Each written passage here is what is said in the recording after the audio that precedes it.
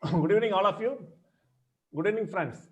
It's my great pleasure to be here with you this evening and welcome you all to our Club Purple meet number 088 in April. Last month, we are fondly hoping that we'll do this as a personal meet.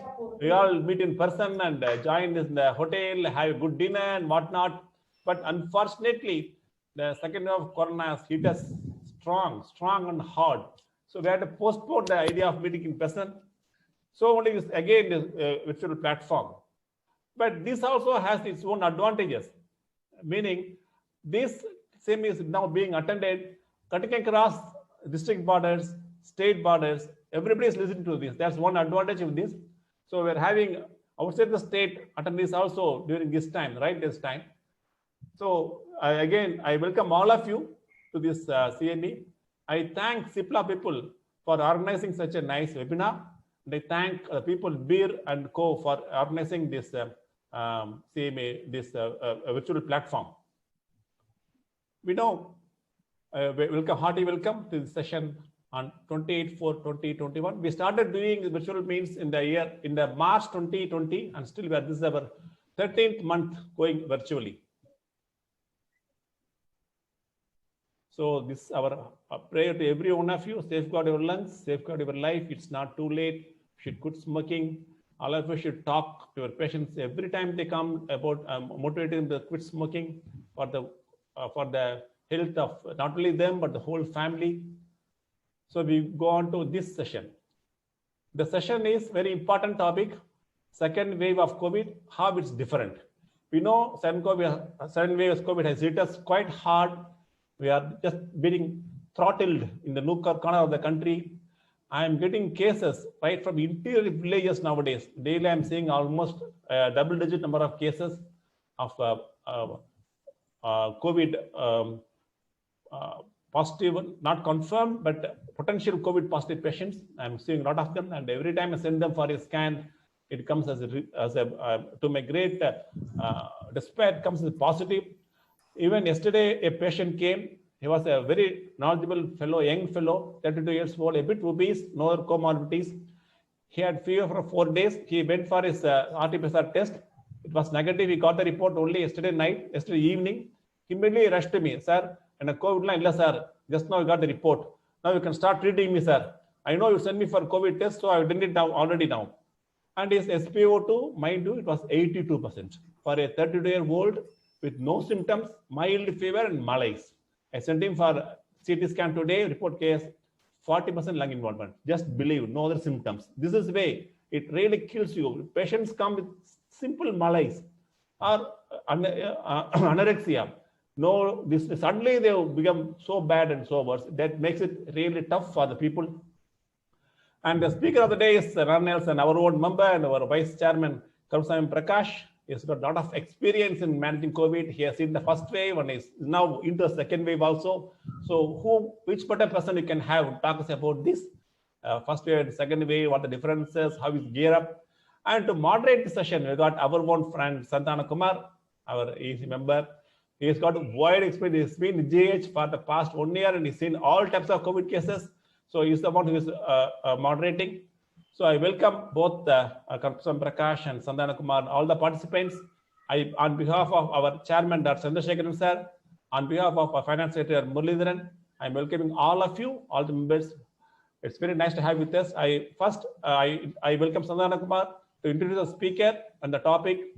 Then Karupasamy Prakash will take over. Once his talk is over, Santana Kumar will give his points of view and he'll give his comments. Then after Muralidharan sir gives his vote of thanks, we'll go for discussion.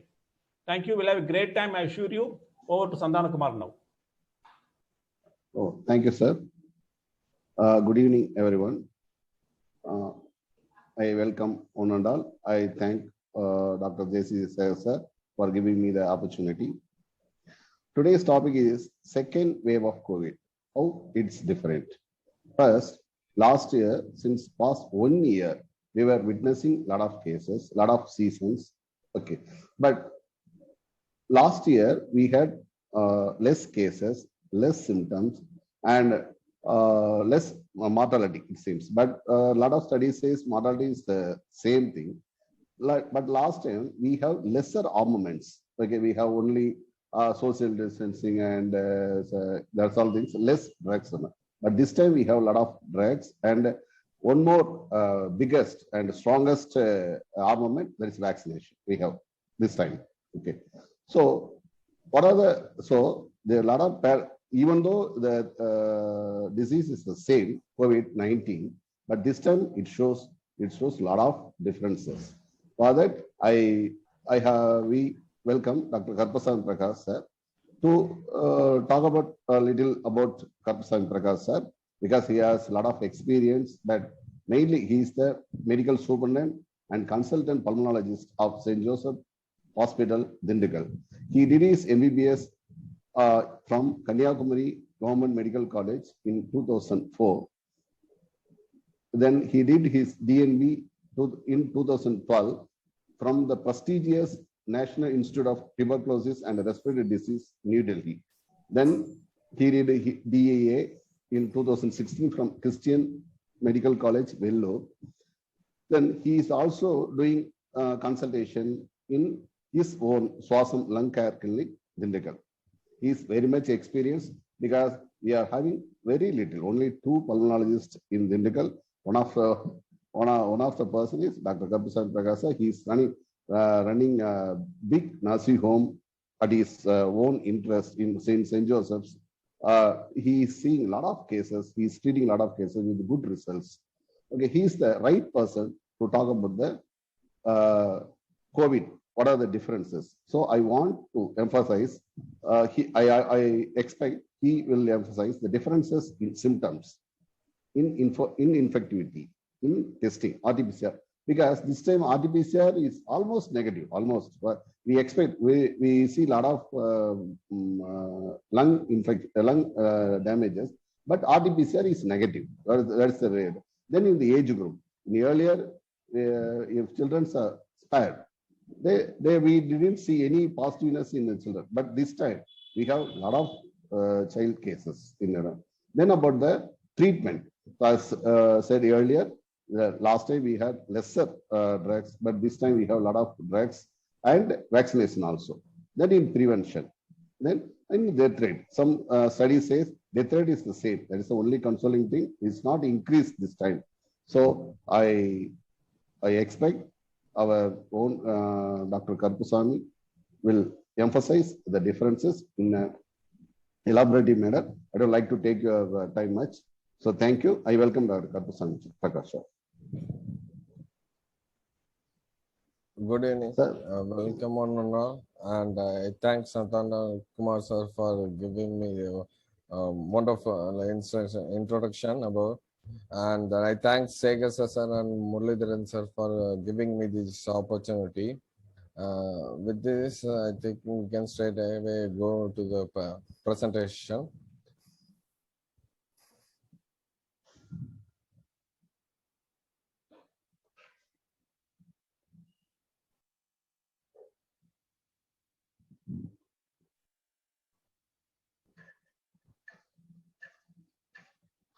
Is the screen visible, sir? Yeah. Yes, visible, sir. Visible, sir. It's visible and it's moving also. Fine. Okay. Thank you, sir. So the coronavirus, this is not the first outbreak for a coronavirus. In 2003, it was SARS, but it hasn't spread much outside China, and the mortality rate was 10%. In 2012, it was MERS, and the mortality rate in MERS was 37%. It was mostly in the Arab countries. Then came the most devastating outbreak of the coronavirus, known as the COVID-19 in 2019. Although the mortality rate is very less, it has spread to many all over the country, and the absolute number of death cases is more. Although percentages wise 2%, the number of deaths it has caused is very high. So the second wave. So this while this was happening in USA, that Trump was saying that we have it totally under control. and we got to go back to work. So in India, we were just witnessing them, and we were thinking that we have brought the corona under control. But then this thing happened. In India, it was like an earthquake with what is the strength of 10 on the Richter scale. It's like destroying each and everything on its path. So the virus, as I said, SARS-CoV belongs to a beta COVID virus. It's sensitive to ultraviolet rays and heat. That's why the UV rays are usually used to disinfect the room in which the patients are admitted. After discharge, we can disinfect with the ultraviolet, and it is effectively inactivated by the lipid solvents, including ether and ethanol. So this is the basis for using alcohol-based hand sanitizers. So the route of transmission, this is the main thing. It can be airborne, droplet, and contact. So the spread through the contaminated surfaces is not as high as expected initially. Just come on. But the airborne and the droplet, these are the most important routes of spreading. So direct contact with the infected individual, droplet infection, aerosol, and airborne. And the fomite transmission is almost negligible. So what are the high-risk transmission procedures? So aerosol generating producer like suctioning of the airways, sputum induction, CPR, intubation, NIV. These are the most common aerosol generating procedure. So in case of nebulizer and oxygen administration, it's not that much transmissible. So although we don't have enough evidence to say that the nebulizer doesn't spread, the most of the studies has indicated it's not that much contagious as we initially used to think. So how does this entry? It binds to the ACE2. So these receptors are mostly present in the lung cells. That's why we have the respiratory symptoms. At the same time, it can bind to the olfactory epithelium, causing the loss of smell and taste. In the current scenario, a patient presenting with the acute loss of smell and taste is equivalent to RT-PCR. So the patient coming with this symptom is equivalent to RT-PCR. And at the same time, then the receptors are also present in the epithelium of the intestine and the blood vessels. So this explains the reason gastrointestinal symptoms and the cardiovascular complication. So once the virus enters, the clinical presentation is variable depending on the host, age, sex, underlying medical condition.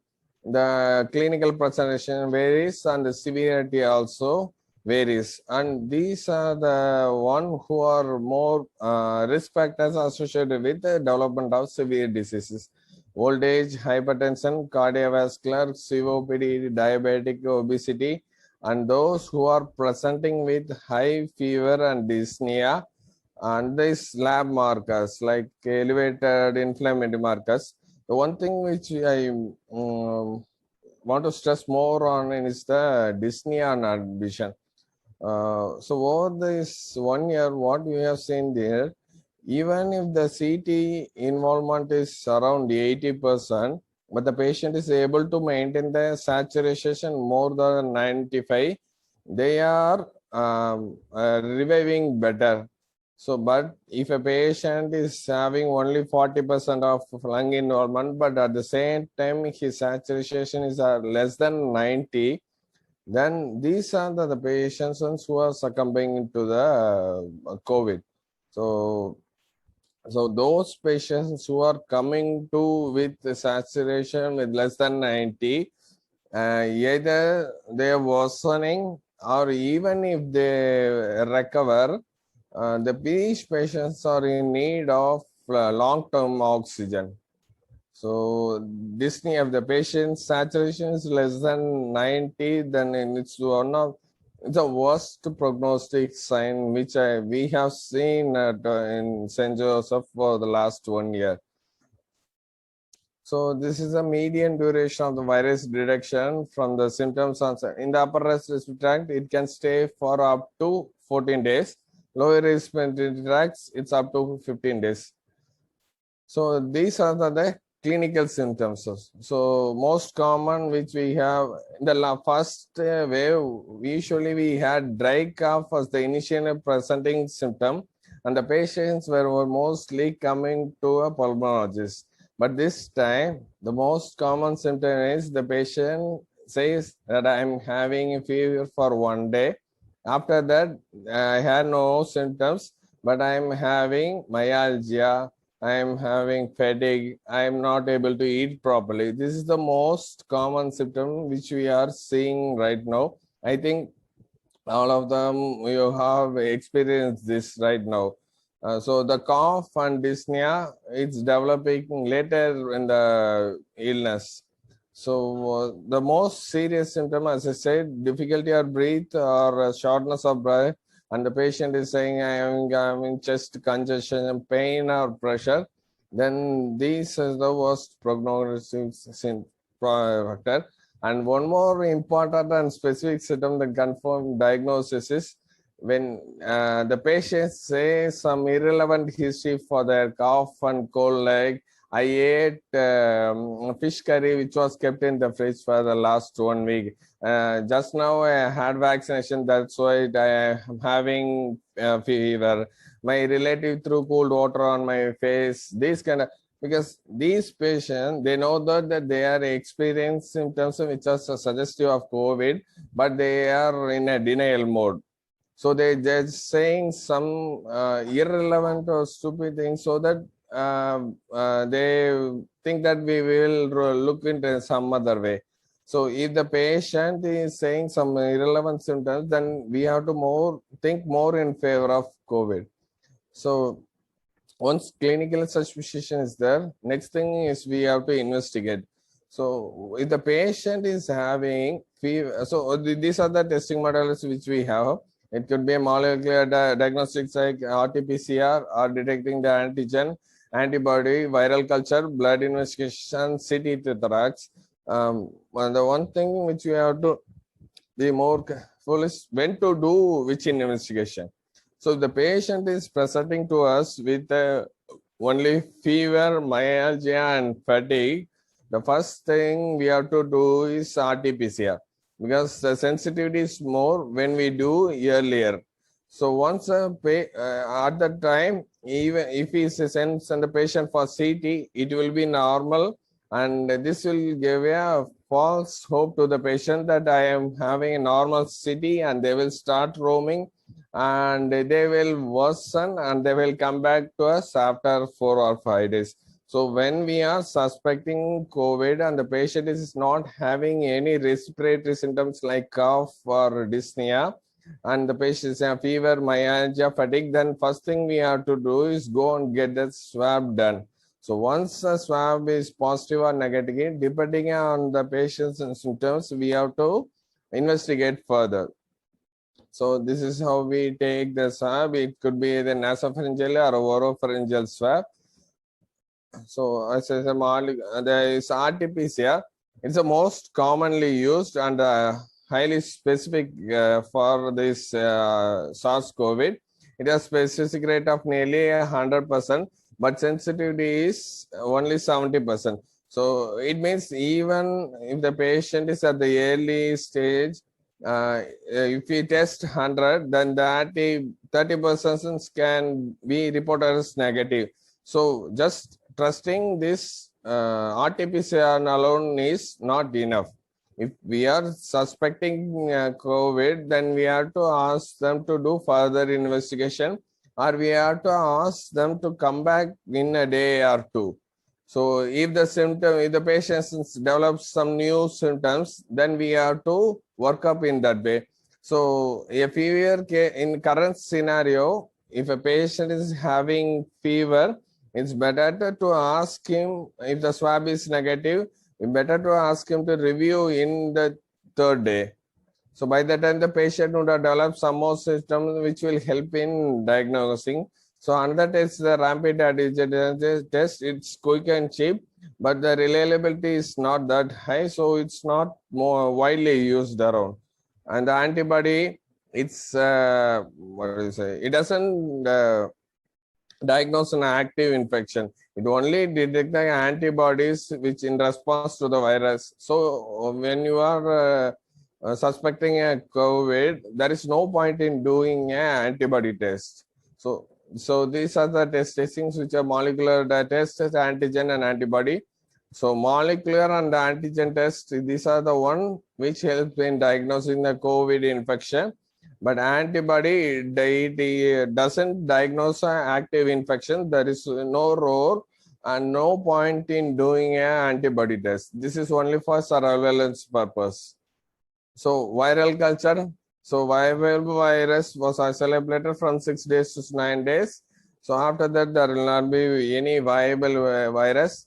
So that's why the 10-day admission, this is how it came into existence. So even the patient tests positive after 10 days, it means that it doesn't mean that he's having active infection. It could be a dead virus. So it is the first 10 days is a crucial period. The patient's worsening or improvement occurs within the first days. If the patient doesn't worsen even after the 10 days, then he is fit to discharge because the virus doesn't replicate after the 10 days. So again, another one thing is if the CT values, I think most of us have seen the CT value in the swab test, the low, medium, high. CT value 18, somewhere between 20 to 30 and 32. So if it is more than 34, even the gene first detected, they will give the report as a negative. Because based on this observation, even after the CT value is more than 34, the viral doesn't grow in the culture. So it means the patient is not transmitting the virus to some other.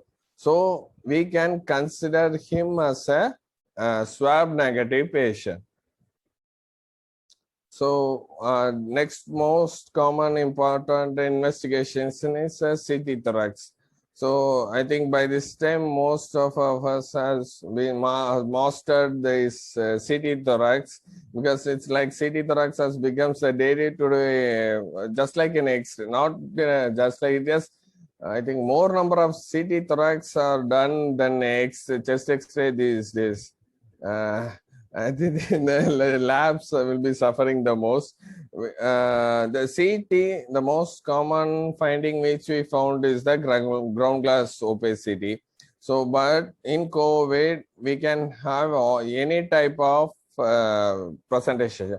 So it's like TB. So we have ground glass opacities, we have consultation, we have cavity. Sometimes pleural effusion is there. But the pleural effusion is least reported chest finding in case of a COVID.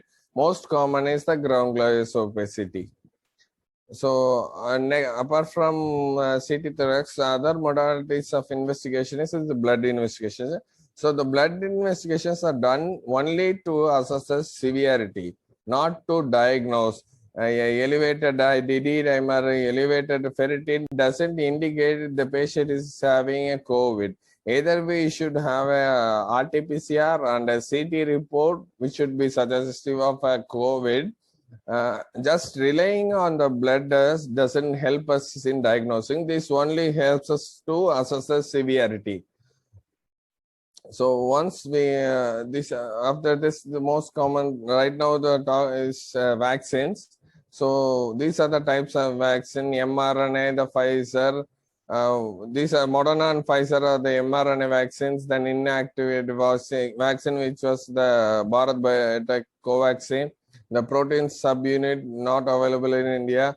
This viral vector, which is developed by Serum Institute of India. These are the safety issues concerned with the vaccine.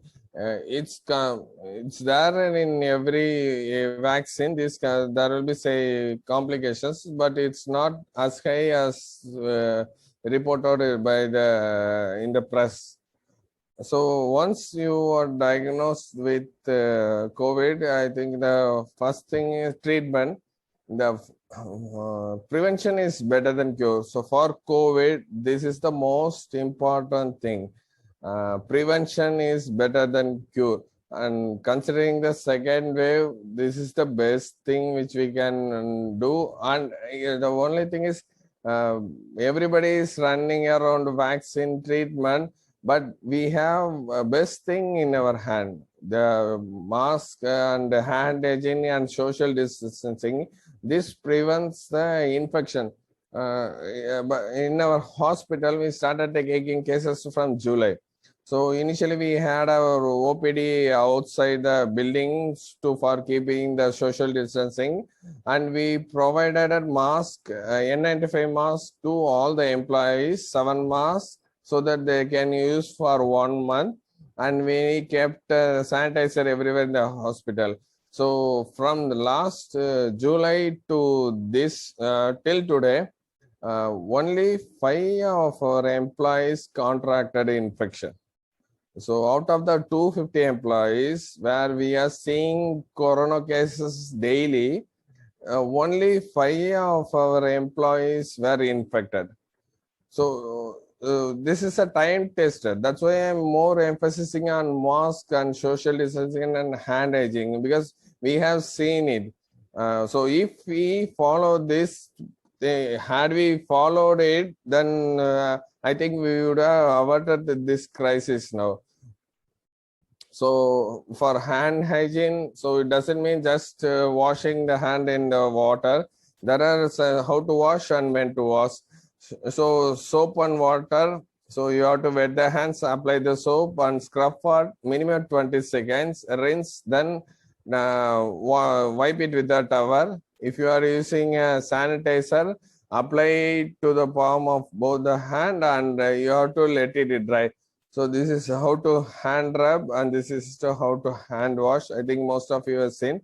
For doctors, these are settings where we have to wash just before touching the patient, before any procedure, after exposure to any fluid exposure, after touching the patient, and touching the surroundings. These are the 5 times where we have to sanitize. So next to hand hygiene is the mask. It's the most important thing. The types of mask is surgical mask, respirator N95, elastometric respirator, and a PAPR. I think PAPR is not available anywhere. And I don't think it's the need of the heart. With the proper mask and hand sanitizing, we can prevent the infection. So which mask to wear? So for general public, they have advised cloth or paper face mask, but right now they are suggesting double mask. But initially the cloth mask is enough. For our healthcare workers, those who are working outside COVID, they can wear a normal surgical mask. But if it gets soiled or wet, then they have to throw it and use a new mask. Yeah, just using a surgical mask for daily is, in the sense, same mask for a week is not advisable, because they remain, if they got wet, then it will lose its efficacy. So those who are working in the COVID, these are the one, and in the ICU, they are the one who are in need of the N95. So, and one more thing is how to wear a mask. So you have to cover the nose and the mouth, and once you have worn the mask, till you come, once you are outside your home, just if you wear the mask, kindly avoid removing it till we get back to home. So once we are at home, if you are using a surgical mask, just remove it, fold it inside a cover and throw it. And sometimes it's better to cut the mask into two, because sometimes what's happening is they are recycling. Those who are collecting the waste from us, they are They are looking into the masks which are need. They are just recycling it. So to avoid this, it's better to cut the mask at the center and throw it in the garbage. So there's remove the mask without touching, fold the mask, put it in a plastic bag, or cut it into two and put in the plastic bag and discard in the closed bin, then clean the hands. This is how you dispose a surgical mask. If you are using an N95 mask, you can have 6 masks for Monday for each day. Then once you come back at home, you can keep it in some bag for mark it as a Monday to Friday, Saturday, then keep them inside so that we can reuse. So this is the effectiveness of some mask. If both of them are wearing the mask, the risk of transmission is almost nil. So this is the efficacy of mask, wearing a mask. If both of them not wearing, then there is a high chance they can get infection. And there is a almost nil transmission if both of them are wearing the mask. So one more thing is social distancing. So if somebody inside is having a COVID, inside the home is having COVID-19 and he is advised home isolation, it means the patient should stay inside a single room and he has to sleep and eat inside. What people are doing is they are staying inside, but for eating and something else, they are just coming outside the room and they are having food with the other family members. So we have to specifically insist the patient that this has to be avoided. So this slide shows the importance of social distancing. So if the normal behavior, the patient, we are not following social distancing in 5 days, 2.5 people will, in 30 days, it will be 400. So if we are practicing proper social distancing, even after 30 days, we will have only almost 3 patients infected. So this helps in reducing the transmission. So these are 3 things which we have to avoid. Avoid 3 C's: the crowded places, close contacts settings, and confined and enclosed spaces.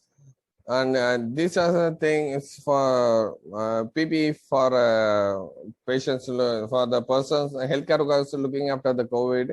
It's a N95 is mandatory. Along with it, either face shield or goggles. These are the 2 important things which we have to stress, because what the healthcare, sometimes they think that if they wear the PPE suit, this will prevent infection. So even if we don't wear that coverall or surgical apron, it doesn't matter. The main thing is N95 mask and goggles. So coming to the most discussed thing with COVID, so drugs use. You just name a group of drug, you will find that it has been tried in treating COVID, right from any antibiotic, antiviral, from antacid like famotidine to anti-cancer like bevacizumab. Almost all the group of drugs has been tried. Never in the model medical history this has happened. For treating a single disease, we have used almost all of our resources. I think next to TB, this is the disease treated with multiple drugs. So with so many drugs in the market, so finally this is the conclusion which we have right now. So yeah, but this is the most commonly prescribed azithromycin, favipiravir, ivermectin, vitamin C and D. Actually, what I feel is if give some drugs, only the patients will, at least they will follow something. If you don't, if you say no need to take any drugs, they will take things in a light way. So although we are prescribing these drugs, none of them has shown any benefit.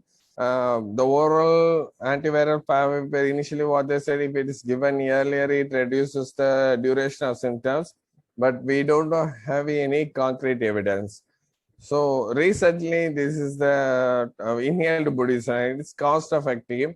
What they have advised, inhaled budesonide 800 microgram BD along with other usual care. Although the trial has stopped, it is a safe and inexpensive and easily available. That's why this has gained some importance. So, they're treating COVID patient with inhaled steroids. So in the injectable or oral steroids, it's not recommended for not severe. It's only for those who are having desaturation, respiratory rate more than 30, or who are respiratory distress. Usually dexamethasone is good, but we usually in India, I think methylprednisolone is more wisely used. It's a 0.5 to 1 milligram per kilogram in a divided doses or a single dose. That's the most commonly used regimen. Here we also use the same 0.5 to 1 milligram per kilogram in a OD or BD dose. And usually the duration is 7 to 10 days. But when you are giving this, we have to monitor the glucose, blood glucose. Another drug which is mostly used in treating is tocilizumab. So in severe cases who are having elevated interleukin 6 and CRP 75 and there is desaturation, then sometimes this helps. We have seen 1 or 2 patients whose saturation improved after giving a dose of tocilizumab. So, but we don't know whether it's because of the tocilizumab or the patient is at the recovery. But it's one of the drug which has been recommended by WHO and even for the Indian guidelines. So this is a forest plot which is showing the what we are seeing is that the diamond is in the area which is favoring use of tocilizumab. So this has to be used only in severe COVID patients who are desaturating even with the ventilatory supports. So, and the most awaited drug, remdesivir. So it's a talk of the talk. But what the WHO, everyone says is, remdesivir is not a life-saving drug. So that's a final conclusion. It reduces the duration of the stay. That's what initially the remdesivir got importance because of this Lancet study, which was favoring remdesivir. They said there is a mortality benefits at the same time there is a reduction in stay. But the largest trial, Solidarity trial, the WHO, they have finally come to the conclusion that remdesivir, it's not like that it should not be used. It can be used, but not for all the admitted patients. It's only if we have to start remdesivir, the patient is having fall in the saturation or the lung envelopment is more. So that's so it what they say, it reduces stay by 2 or 3 days. So that's the maximum benefit we have with the remdesivir. So this is the treatment for severe and critical corticosteroids, tocilizumab, the anticoagulant. So for COVID, the most important 3 treatment modalities: oxygen, steroid, and anticoagulant. So oxygen is to prevent hypoxia. Steroids is, since there is a hyperinflammatory state, to reduce the inflammation, it says we are providing steroids, and the anticoagulant is to prevent the complication. So overall, we are not treating the disease. We are just preventing the development of complications because none of the antiviral is working. We don't have any specific drugs. So what we are doing is we have to monitor the patient properly, and whenever there is a need, we have to give them oxygen, steroid, and anticoagulant. So if we properly monitor and give them, then the most of the patients are recovering. Because when in St. Joseph we started in the month of July. So at the last year we started July. At the time of starting, we didn't have favipiravir, we didn't have remdesivir. From the month of July and August, we discharged almost 40 to 50 patients. The same thing happened in the GH also. So where they treated a more number of cases, but at the time we didn't have any this antiviral remdesivir or tocilizumab, but still the patient were recovering and they were sent back. So that's a practically what we seen is, majority of the patients don't need any of the drugs. So this is what we advise to the patient. If you are suspecting COVID, ask them to isolate at the home, have adequate hydration and food and rest. So this is the only thing which is helping the patients. The rest of the thing is placebo. Whatever the drugs we give, like vitamin C, zinc, oral antivirals, everything is just a placebo. That's what we feel sometimes.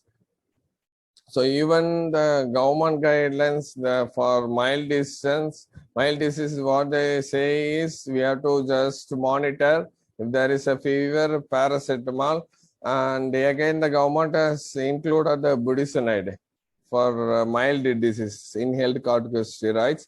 So for moderate diseases, as I said, if there is a disease, oxygen, anticoagulation, and anti-inflammatory steroids, this alone will be sufficient. If remdesivir is available, then there is nothing wrong in giving the injection. But it's not like that. This is a drug of choice. Mostly because of the peer pressure and patients coming and saying, we want injection remdesivir. So we are facing the problems. Otherwise, because for the last 2 weeks, we don't have any supply of remdesivir in a hospital.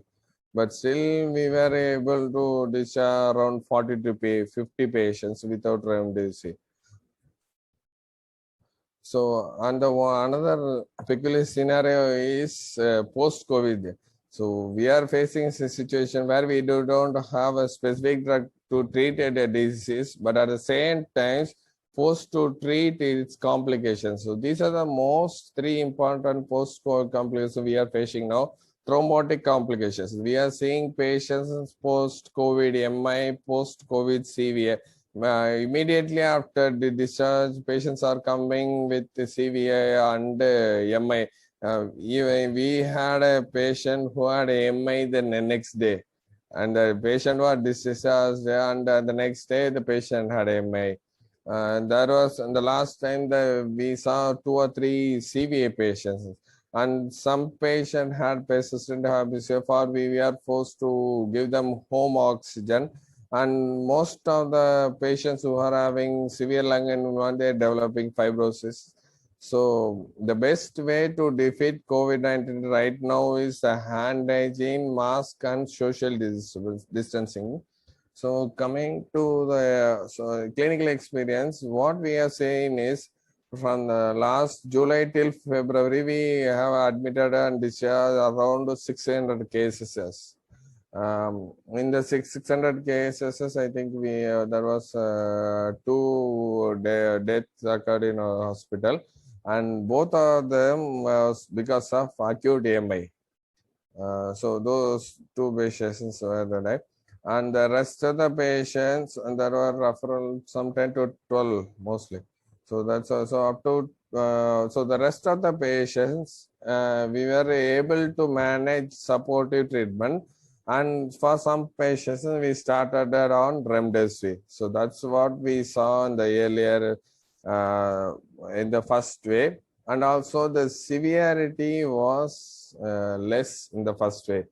In the CT, we used to follow those patients in the follow CT. Most of the patients on the 5th day repeat CT.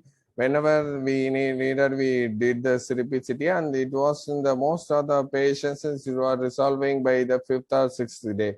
But I don't think this is the situation right now. I think most of the doctors would have experienced the same thing. So even patients are worsening after 7 or 8 days of admission, which was not happening priorly. And at the same time, the young patients, last time there was only one patient whose age was 22 and he had around 50% of lung involvement.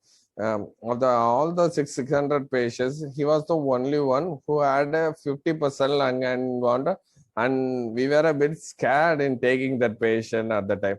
But this time it's a reverse. We are seeing one or two patients with less than 40 or 30%. Most of them are coming with 50, 60, 70. And this time there are two patients, I just want to emphasize. He was a 45-year-old man, otherwise healthy. His CT involvement at the time of presentation was 90%. But the only good thing was his saturation was 95. So he was admitted. He was given, and on the day of admission, he started desaturating. It came to 93. We started him on remdesivir, gave oxygen, 5 days of remdesivir. Then we observed for 5 days and discharged him, and the patient is fine now. And there was one more girl, 28-year-old. She was tested positive, and since the patient was fit for home quarantine, she was given home quarantine.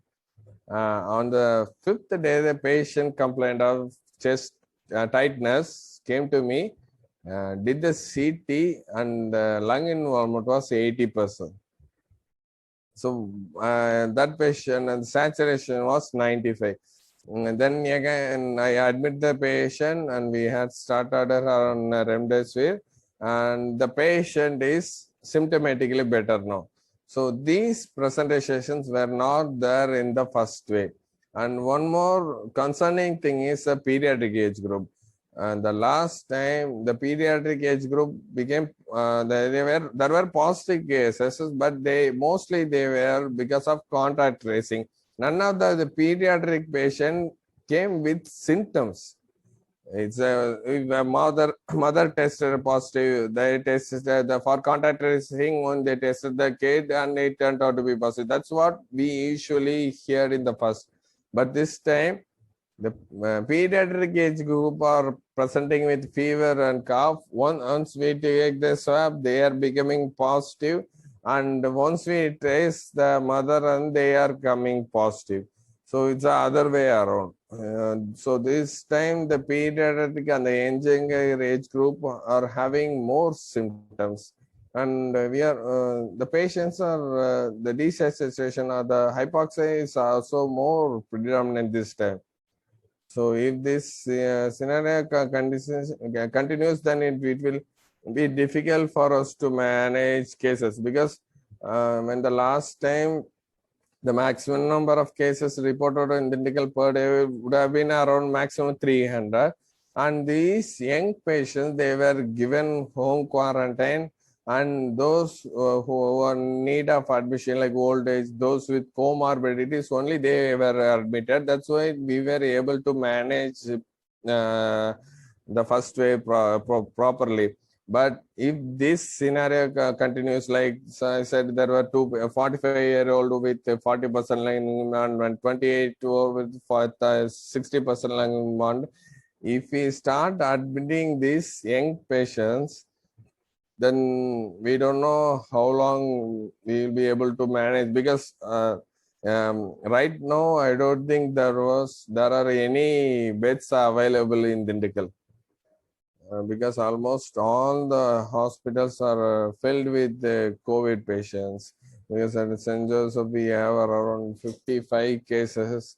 In almost all the hospitals are filled with patients, and that too, this is the initial periods. We are going to see the peak after a month. So we don't know how we are going to manage, but the only thing we can do is educate the patients, and we have to, for most important, as I said, prevention. That's the only thing we have right now. As days goes on and the cases increase, we will not be able to admit the sick patients, and we will be in a very difficult situation. I think with this, I will complete my presentation, and we can go for a discussion, sir.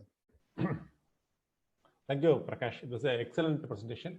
More of our clinical acumen came to the fore.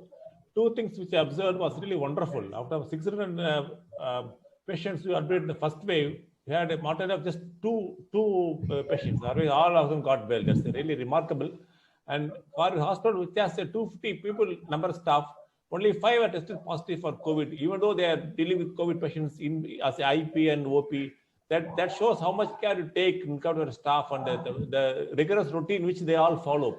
It's not easy to, but once you stick on to it, probably it will give good benefits. That's a great presentation. Kamar Sandhana Kumar, yes. Good evening again.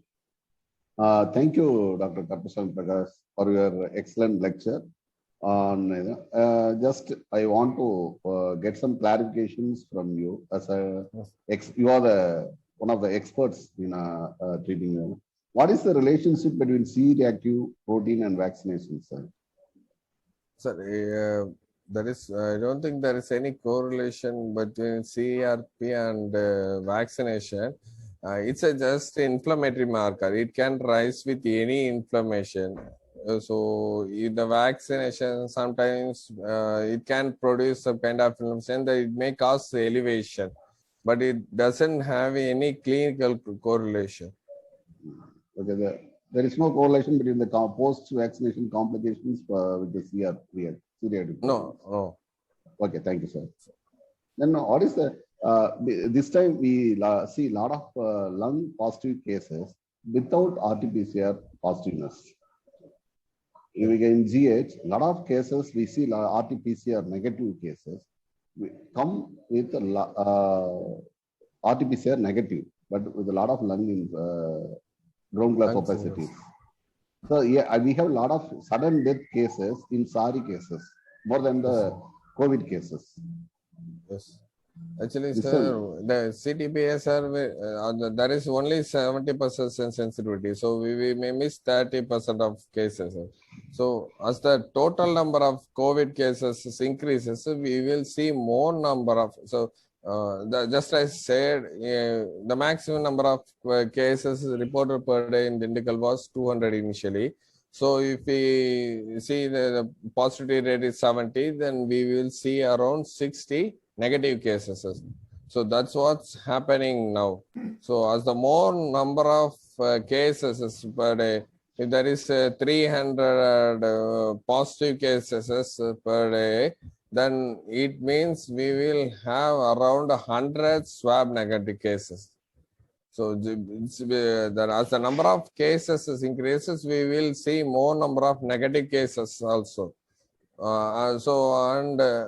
This time, just as you said, sir, we are seeing rapid worsening. The patient is saturation is 95, and all of a sudden his saturation drops down to 84, 85. So this time it's we are finding it difficult to manage the patients. If this situation continues, and the most important thing is the younger patients, they are worsening rapidly when compared to the older patient. That's what I am seeing this time. I don't know whether it's right. It's because it's too early to comment on this. But the last time, this is not the scenario. The young patients, we are able to confidently discharge them on 10th day. But this time, even when I discharge them on the 10th day, I am specifically instructing them that you have to see if there is a fever, if there is a fall in size, or if you are feeling dyspnea, just come back to a hospital, because I think this is also experienced in the last week. Though some patients who are swab negative and so who are discharged earlier in 6th day or 5th day, they are getting back admitted. They are just straightforward cases, or they've got comorbidities like obesity. No, they are straightforward cases. Even straightforward cases. Okay. They because they are swab negative, we can discharge them earlier. This is the trend which we are seeing in the last 1 week, which was not there in the last COVID wave. I think there are 4 cases, to specifically mention 4 cases. One patient was discharged on 5th day. He came back admitted on 8th day, and there were 3 more cases who were discharged on 5th and 6th day because they were swab negative. And these patients are getting admitted again. So about 10 days is going to be mandatory this time. The last time was the government norms was 10 days, but even on the 5th or 6th day, the patient got better. And in St. Joseph, we have to fight with the patients. That they will say, "I am all right. We have to go." Then we say, "No, it's a strict norm, so we cannot issue." So we were facing a lot of issues with the patients and when it comes to. But this time, the patient, they are by themselves, they are keeping quiet. Maybe they are experiencing some symptoms even after 6 or 7 days. So this time, 10th day, it's not mandatory. It's safe for the patient and for treating patient also. And we are experiencing a rapid worsening. There are not 2 cases who collapsed without any. They say I'm having. We don't know whether it's because of the thrombotic complication leading to acute MI, or patients are desaturating rapidly. We don't know. We have to observe some time, and then only we can give some conclusion. But one thing for sure, this time it's going to be very difficult because a lot of young patients are getting admitted and they are going for oxygen need. And if this scenario continues, then it will be very difficult. And as I said, the 3 life-saving thing which we are having treating is oxygen, steroids, and heparin. So if that's the number of cases increases, then the oxygen, that will be the biggest problem we are going to face now. Already we are sensing some trouble in the oxygen supply. But still, in theoretical, we are getting enough oxygen. But we have to keep ourselves safe. If a patient feels is okay, is normal, but he is slightly desaturated and walking, say his S4 drops down to 94 or 92, can you discharge him after 10 days and observe him with home oxygen, or you want to keep him still in the bed? Sir, if the patient saturation is 95 and suddenly if the patient saturation is 92 at the time of admission, even after 10 days, if it is 92, then I will discharge on home oxygen. But the patient at the time of admission is 95 and it suddenly drops to 92 on 7th day, then I will not discharge him on 10th day. I have to observe for 3 or 4 more days and look whether the saturation is picking up or not. Then only I can, because sometimes it may worsen further. That's what I said, sir. So there are 2 or 3 patients who are discharged on 5th day, and the patients, we are not still able to revive them. They are still desaturating and their condition is worsening. So that's a problem. And how often you put into ventilators? Ventilator depends. We till now we have experience with HF1, high flow nasal oxygen. Those patients who are not able to maintain saturation with not with the mask, or who is having some respiratory disease like intercostal indrawing and accessory muscle working. The first thing is we will switch over to high flow nasal oxygen. That itself is giving a good result. If the patient is not improving with the HFNO and if they end up in invasive ventilation, then we are finding it very difficult. So far, we haven't intubated any of the patients in synthetical, but the two patients which I have referred, I followed them. Those patients who ended up in intubation, they haven't revived. So till non-invasive ventilation, okay, but HFNO, most of the patients, if the patient's need is still the high flow nasal oxygen, they are recovering. But once they go for the non-invasive ventilation or intubation, then the recovery is very low. And do you believe that the patient should be lie prone position to improve? Yeah, actually, the prone position. We used to change the position of the patients in that sense. So definitely there is the oxygen level is increasing, but the problem is the patients are not adhering to the norms. They won't be comfortable. It's finding we just put them on the lateral position, then we come outside and we will look after some patient. Once we go back to the room, they will be sitting and doing whatever they want. So the position that this has to be maintained for 30 to 60 minutes. For the patients, they are not at all. They will just what they will say. I will split this half an hour over an entire day for 10 minutes. 10 minutes I will sleep or live like this. So so we are finding it very difficult to keep them in a position. So only thing is oxygen through mask or non-rebreather mask. If needed, then we will switch over to high flow nasal oxygen. Prakash, Yes, really beautiful one. I want to clarify one thing.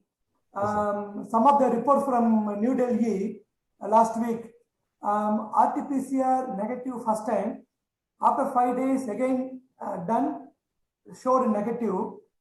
For that patient showing symptoms of COVID, by the time they have went into BAL, bronchoalveolar lavage, okay. they showed positive. Many people are telling that this is a severity, this is a thing, hide and seek, BAL only come to help. What is your experience? What is your opinion? Sir, we haven't done any bronchoscopy for those for any of the COVID patients, but the swab negative can be due to multiple factors. So right from the sample collection or processing to transport, so there are multiple reasons that it could be negativity. As I said, what we have observed, I say it's not, there is no concrete evidence. What we have seen here is after a week of symptoms in the patients, swab is becoming mostly negative, and that too when if the lung changes is the patients came to you on the 8th day or 9th day of symptoms with cough and dyspnea for the last 2 days. These patients mostly they are having the swab negative but CT positive. Actually, what I heard from one of my friends is in Bombay, they're routinely doing this bronchial lavage at exorbitant cost, to be done by pulmonologists to confirm if the RT-PCR is negative. But I don't think it's really risky for the surgeon as for the physician. And confirming it's not going to change any treatment protocol.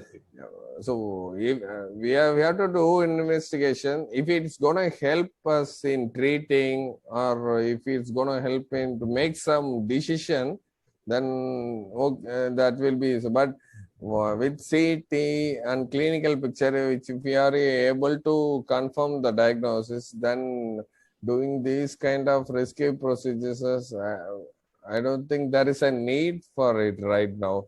It's like wasting resource maybe, because for doing bronchoscopy in this patient, we need more oxygen. So this is where in a scenario where we are losing patients for 1 liter, 2 liter of oxygen, just to make a diagnosis, and in a sense, just to confirm or do something that I can do, I don't think it's not needed right now. Actually, we've got quite a few questions. Once Murli says this vote of thanks, we'll take up the questions. Okay. Now, yes, Yeah. Really a beautiful presentation, Prakash. You have taken a long time, in-depth evaluation, and you have made out everything from basic to advanced modalities. And definitely we come to understand that there is a quite big difference between the first and second wave. As you rightly told, with the symptoms we can treat, but doing this RT-PCR positive negative thing, why this is so important is some of the patients, they are actually positive, but when the test becomes negative, they become very careless and they roam around, and they are the super spreaders for other people. This is a problem. But as you rightly told, in this scenario, prevention is better than cure. That is always this gold saying in medicine. But in the field of in the scenario of pandemic COVID, this holds very good. Un valvu un kaiyil. Nama gavanama illa seilana, we pop up. Another prevention is better than cure. We have to propagate this message. Our people should adhere to the norms. COVID protocols they should follow. We also should encourage. Government is doing a lot of things. Many of the patients and the people, they don't want to do it. They are following it. These are the people spreading to all the people. That thing we have to, if we are able to contain those things, you people night and day you are working, you are already told, in Nindigal there are no beds are available, all the beds are got filled up, and there is enormous pressure, work pressure for our doctors community. So our people should listen to it and they should follow. Then only we can, everybody join together, we can contain the disease. Really, I am very, very happy to listen to your talk. Kudos to Karpasamy Prakash, and thanks to all the participants for attending this conference, and many thanks to CIPLA people for making this conference webinar a positive one, and really kudos to our own Club Pulmonary members, because 88 meetings, back-to-back meetings without a drop, even this pandemic scenario seen, 13th meeting in the virtual platform it is going, really a great thing, unique meetings across the state. Really, I am proud of a member of this Club Pulmonary.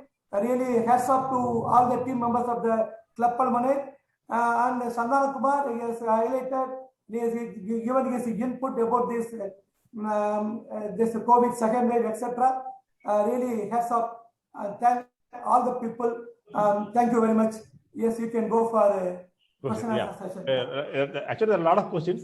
Prakash, as I told you, we got participants from Assam. Can you repeat it? You got one from Assam, you got one from Andaman Nicobars. Yes, they are locked in. Okay.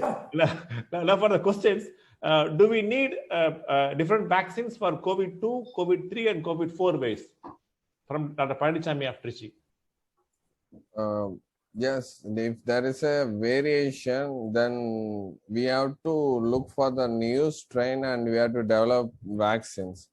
If there is a change in the antigen, everything, it's just like the H1N1 influenza vaccine. So depending on the change of the strain, every 6 months or a year, we are developing a new vaccine. But the swine flu is known to change its antigen. That's why we are having. But for COVID vaccine, it has to be time tested. First of all, we don't know how efficacy it's it. So it's what is it? Something is better than nothing. So that's why we have started, because we don't have any other option. So the right thing to do now is get vaccinated. But whether how to change vaccine or on, we have to just give it some time. Then only we can say anything about it. Sir. Yes, right. And another question from Dr. Pandichammy, sir: how to monitor post-COVID sequelae, chronic complications of COVID? How to monitor that? That's the lung changes. What we have observed here is slowly the changes, the 30%, 40%. In a young patients, we have seen 2 patients. After a month, the entire lung was normal. For old age, it's just like PTB sequelae. it's settling with fibrosis. So there are a lot of drugs in the market as anti-fibrotic, but again, we don't know how long it's going to be useful. But once the patient is coming out of the COVID, and after 15 to 20 days, or maybe after a month, the risk for the pulmonary complications are a bit lower. They said the thrombotic complications can occur, but that's why sometimes we give them aspirin for 3 months, but we don't have any evidence to support its use. But the pulmonary complications, whatever it may be, if the patient is getting oxygen dependent, we will get it to know by the 1 month itself. Most of the patients, we are able to wean off the home oxygen by a month. After that, they are starting doing like a normal, or sometimes they are having a exertional dyspnea, just like the post-TB sickle patients, because of the fibrotic area. Otherwise, they are doing well. There's a comment from Ramanathan. The swab negativity is due to the mutant strain whose stays in the nasal mucosa is short, but quickly enters the lungs to create vast damages. Yeah, it could be, sir. Yeah, it could be because of the mutation. That's also one possibility. So the thing is, we have to work out. It's not a single man work. So the entire country has to work it. So because everybody is seeing the change. It's so visible that the many patients are. One thing is, I say normally, if you test 100, 30% will be negative. So the maximum number of cases per day in Dindigul was 100. If you consider it, then 30 will be negative. Once if it goes to 260. So if it's a 300, around 100 people will be swab negative. So initially this 100, once if it is seen by 10 doctors, initially they will be seeing 100 patients, then each of the doctor will see one patient. Well, if it comes to 100, then they will say 10 patients. So we will think that there will be more swab negative, but it's not the scenario. The swab sensitivity is only 70%. That's the only one thing. And another thing is we have to look whether there is any mutation where we are not able to detect the gene, and it's worsening. So that's also one thing we have to look into it. And another question from Dr. Panichami sir: what's the role of oral anticoagulant in preventing complications? What we do is, before discharging the patients, we will look into the inflammatory markers. So if the patient's D-dimer is elevated, then we are advising on dabigatran for 1 month. So on the 15th day, we will ask them to come for a review. We will check the D-dimers. If it's still in the increased values, then we will continue. If it has come down, then we will stop the oral anticoagulants. So that's what we are following. What's the strength to give dabigatran? Dabigatran 110 BD. Or if the patient is having any renal, then we go for 75 OD or Apigat 2.5, depending on the patient's. But what we do is, before discharging, we will check the D-dimers and the inflammatory markers. Depending on those values, we decide on the discharge advice. This is what we follow. So mostly, sometimes the marker inflammation is still there, or otherwise the patient is clinically stable. Sometimes we prescribe steroids for 3 more days, and depending on the counts, we will antibiotics. And the D-dimer value is elevated, then we prescribe dabigatran. And if the D-dimer is elevated, we will follow up with a serial of D-dimer values. Okay, sir. One Somsundara from Tenkasi, he has asked, have you seen any COVID case in vaccinated patients? Yes, we are getting a more number of cases. It's not.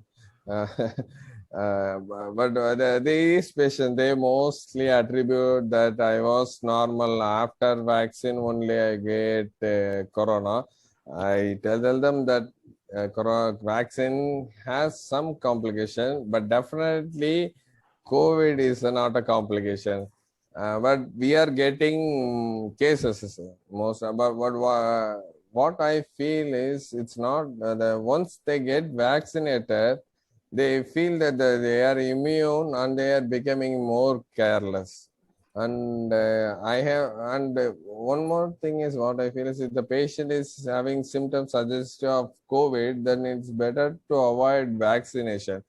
So that's why in our hospital, whenever patient comes for vaccination, we will ask some recent history of any febrile illness, sore throat.